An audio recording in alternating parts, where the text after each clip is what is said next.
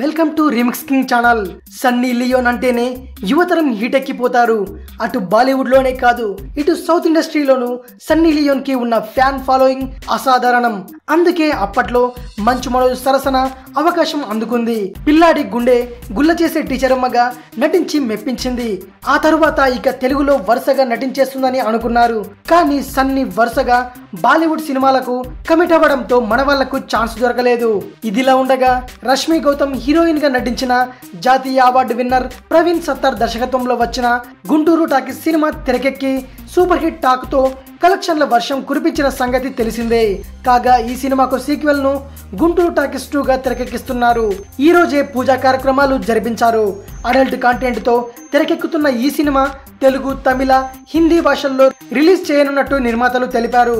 మొదటి పార్ట్ లో రష్మి నటించిన పాత్రలో సన్నీ లియోన్ నటిస్తుందని, అంతేకాకుండా హీరో సిద్ధు పాత్రలో వినీత్ నటిస్తున్నారట.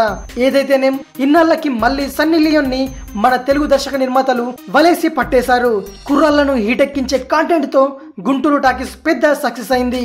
ఆ చిత్రానికి ఇప్పుడు సీక్వెల్ తెరకెక్కుతోంది. ఈ సీక్వెల్ లో సన్నీ లియోన్ ఓ కీలక పాత్రలో నటిస్తోంది. ఈ విషయాన్ని గుంటూరు టాకీస్ 2 నిర్మాత ఆర్కే స్టూడియోస్ అధినేత రాజ్ కుమార్ ఎం ప్రకటించారు. ఇది విషయం. మరిన్ని మూవీ న్యూస్ కోసం రీమిక్స్ కింగ్ ఛానల్ ని సబ్స్క్రైబ్ చేయండి. మరో వీడియోతో మీ ముందుకు వస్తాను. అంతవరకు సెలవు.